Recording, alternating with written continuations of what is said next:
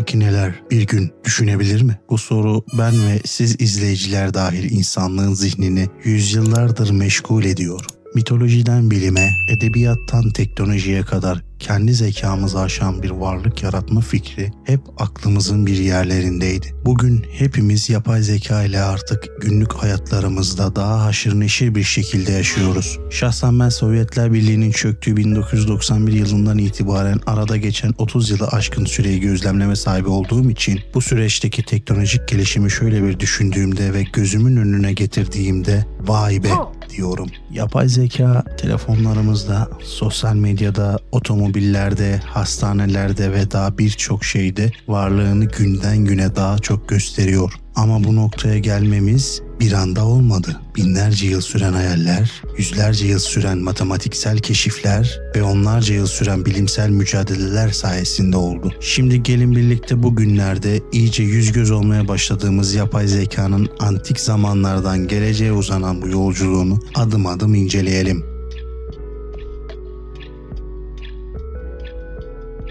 Antik Yunan dünyasında mitoloji sadece tanrılar ve kahramanlardan ibaret değildi. Aynı zamanda ilk yapay varlık hayallerini de içeriyordu. En bilinen örnek Talos. Girit adasını korumak için yapılmış bronzdan devasa bir otomat. Rivayete göre Talos günde 3 kez adanın etrafında dolaşır ve düşman gemilerine taş fırlatarak batırırdı. Onu durdurmanın tek yolu ayak bileğindeki vidayı çıkarmaktı. Yani bir tür enerji kaynağına sahipti. Yine aynı dönemde Tanrı Hephaistos yani ateş ve zanaatkarlık tanrısı altından yapılmış yardımcılar yaratırdı. Bu altın hizmetçiler insan gibi hareket eden, kendi kendine iş yapabilen varlıklar olarak anlatılır. Antik Yunan'daki bu hikayeler aslında insanların o dönemde bile insana benzeyen makineler fikrine ne kadar meraklı olduğunu gösterir. Yani yapay zeka hayali modern çağın değil, binlerce yıl öncesinin de düşüydü. Antik Çin'de M.Ö. 3.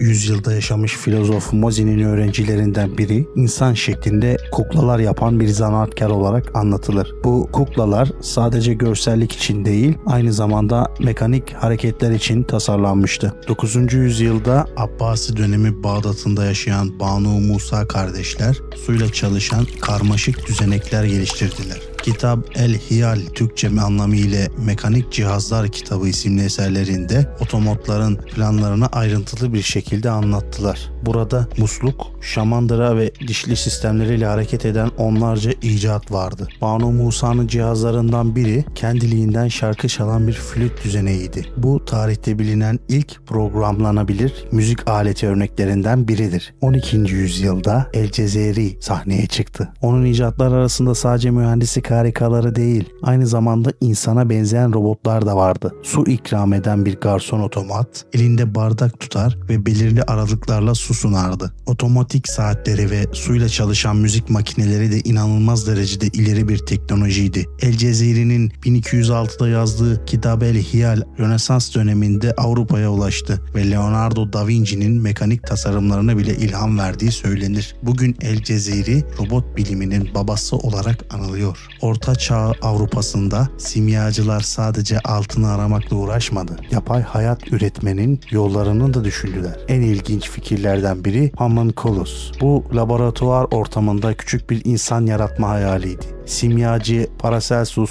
16. yüzyılda Homunculus yapımının yöntemlerini bile yazıya dökmüştü. Tabii bu deneyler gerçek değildi ama insanın doğayı taklit etme isteğinin güçlü bir göstergesiydi. Canlıya ruh vermek fikri ileride yapay zekanın temel sorularından birine dönüştü. Bir makine gerçekten bilinç kazanabilir mi? Orta Çağ'daki bazı Yahudi efsanelerinde geçen golem, çamurdan yapılan ve büyüyle canlandırılan dev bir varlıktı. Bu hikaye modern bilim kurguya ilham veren ilk yapay canlı örneklerinden biri sayılır.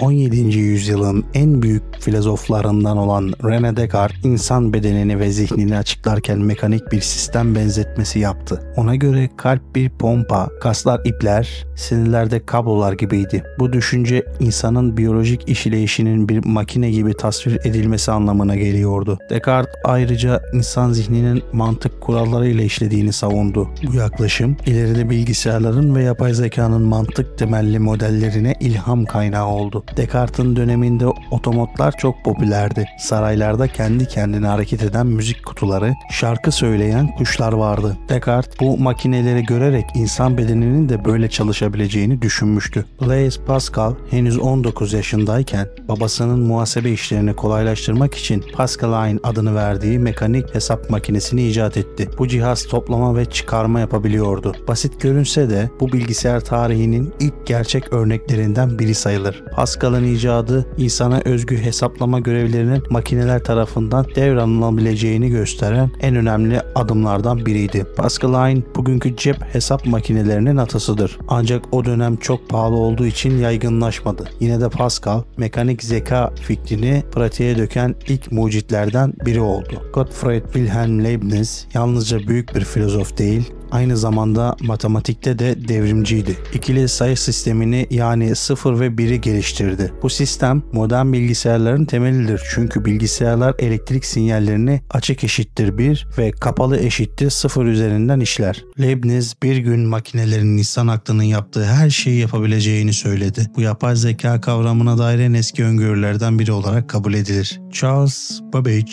sanayi devriminin getirdiği mekanik çılgınlık içinde çok daha ileri bir şey düşündü. Genel amaçlı bir hesap makinesi. Analitik makine adını verdiği tasarım, delikli kartlarla programlanabilen, hafızası ve işlem birimi olan bir cihazdı. Bu tasarım modern bilgisayar mimarisinin doğrudan atası sayılır. Ne yazık ki Babbage'in zamanında yeterli teknoloji olmadığı için makine hiç tamamlanmadı. Babbage'in makinesi çalışsaydı bugün bilgisayar tarihini 100 yıl öne çekmiş olabilirdi. Babbage'in yakın dostu ve işbirlikçisi Ada Lovelace tarihe geçen çok önemli bir gözlem yaptı. Analitik makinenin yalnızca sayı hesaplamak için kullanılmayacağını, aynı zamanda müzik, sanat ve mantıksal işlemleri de işleyebileceğini öngördü. Bu öngörüsüyle Ada Lovelace dünyanın ilk programcısı kabul edildi. Ada aynı zamanda ünlü şair Lord Byron'ın kızıdır. Babasının edebi dehasını almadı belki ama zekasını bilime adadı. Bugün bile bilgisayar dünyasında kadın öncülüğünün simgesidir.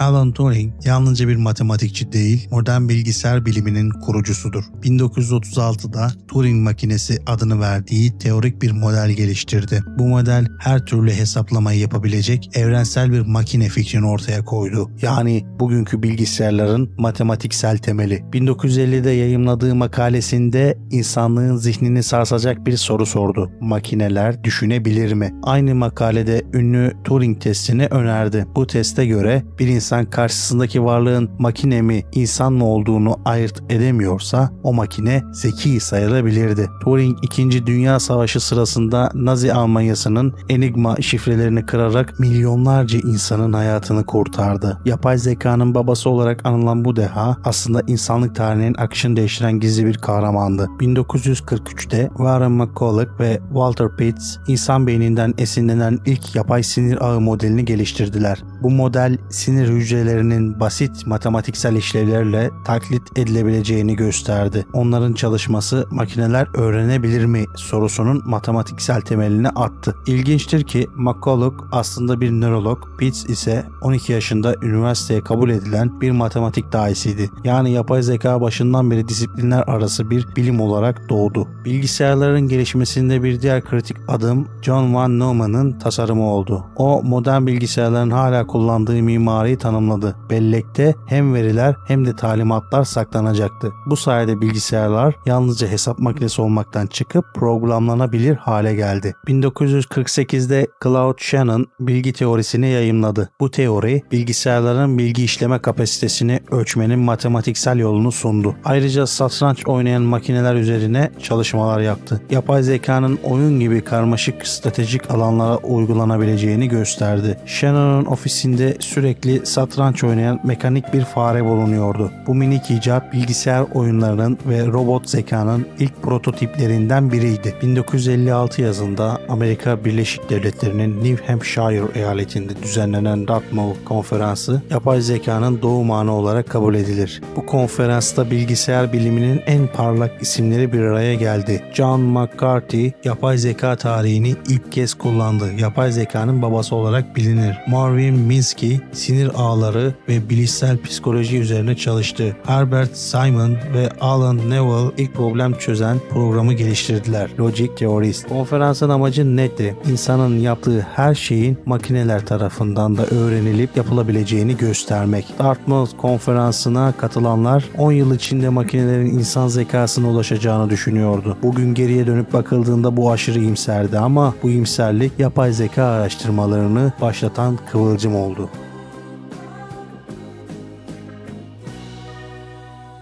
Dartmouth konferansı sonrası bilim insanları inanılmaz bir özgüven kazandı. Ortak inanç şuydu: 10 ile 20 yıl içinde makineler insan zekasına ulaşacak. Devletler ve üniversiteler yapay zeka araştırmalarına büyük fonlar ayırmaya başladı. 1960'larda Amerika Birleşik Devletleri hükümeti yapay zekaya o kadar inanıyordu ki neredeyse sınırsız bütçe açtı. Araştırmacılar geleceğin dünyasını inşa ettiklerine emindi. Satranç zekanın en önemli ölçütlerinden biri olarak görülüyordu. 1950'lerin sonu ve 60'larda bilgisayarlarla satranç oynayan programlar geliştirildi. Bu programlar ustaları yenemese de bilgisayarların karmaşık stratejileri taklit edebileceğini gösterdi. Satranç yapay zeka için uzun yıllar bir test alanı oldu. MIT'den Joseph Weizenbaum, ELIZA adını verdiği programı geliştirdi. ELIZA bir psikoterapist gibi kullanıcıların cümlelerini alıp tekrar onlara sorular yöneltiyordu. Örneğin siz kendimi yalnız hissediyorum dediğinizde ELIZA bana yalnızlığınızdan biraz daha bahseder misiniz diyordu. Bu basit yöntem bile kullanıcıları etkiledi. Bazı kullanıcılar ELIZA'ya sırlarını açtı ve onun gerçekten kendilerini anladığını düşündü. Weizenbaum şok oldu ve şu soruyu sordu: eğer insanlar bu kadar kolay kandırılabiliyorsa gelecekte daha gelişmiş yapay zekalar insanları nasıl etkileyecek? 1960'ların sonu ve 70'lerde uzman sistemler geliştirildi. Bu sistemler belirli bir alanda, örneğin tıp, mühendislik gibi uzman insan bilgilerini kurallara dönüştürerek kararlar verebiliyordu. En ünlü örneklerden biri Dandrial yani kimyasal bileşenleri analiz eden sistem ve MyGene yani bakteriyel enfeksiyonları teşhis eden sistem oldu. Bu sistemler yapay zekanın sadece oyun değil, gerçek bilimsel ve tıbbi problemlerde de işe yarayabileceğini kanıtladı. Bilgisayarların insan dilini anlaması için ilk denemeler yapıldı. ELIZA gibi programlar bunun en basit örneğiydi ama daha karmaşık dil çözücü projelerde ortaya çıktı. Bu çalışmalar ileride Siri, Alexa, ChatGPT gibi sistemlerin yolunu açtı. 1960'larda ilk endüstriyel robotlar ortaya çıktı. Unimate adlı robot 1961'de General Motors fabrikasında üretim hattına girdi. Bu robot yapay zekalı olmasa da insan yerine makine çalıştırma fikrini popülerleştirdi. Unimate kaynak yapma işinde kullanılıyordu. İnsanlar başlangıçta bu robotu çok sevmedi, hatta metal işçi diye dalga geçtiler. Fakat endüstri devrimi gibiydi. Ondan sonra robotlar sanayinin vazgeçilmezi oldu. Bu dönemde bilim insanları zekaya dair tüm problemlerin çözülebileceğini sandı. Görme, konuşma, öğrenme gibi zorlukların birkaç yıl içinde aşılacağına inanıyorlardı. Ancak bilgisayarlar pahalı, işlem gücü sınırlıydı. 1970'lerin ortasına gelindiğinde beklentiler düşmeye başlamıştı. Gördüğümüz gibi yapay zekanın gelişimi antik çağlardan itibaren büyük umutlar ve çığır açan keşiflerle başladı. Ancak bu hızlı yükselişin ardından beklentiler gerçeğin çok önüne geçti. Peki bu umut dolu yolculuk böyle devam etti mi? Serimizin ikinci bölümünde yapay zekanın karşılaştığı zorluklar ve günümüze de geçirdiği tüm detayları aktaracağız. Videoyu buraya kadar izleyen arkadaşlara teşekkür ediyorum. Videoyu beğendiyseniz beğeni tıklayabilir, kanala abone olabilirsiniz. Fikir ve düşüncelerinizi yorum olarak paylaşabilirsiniz. Bir sonraki videoda görüşmek üzere.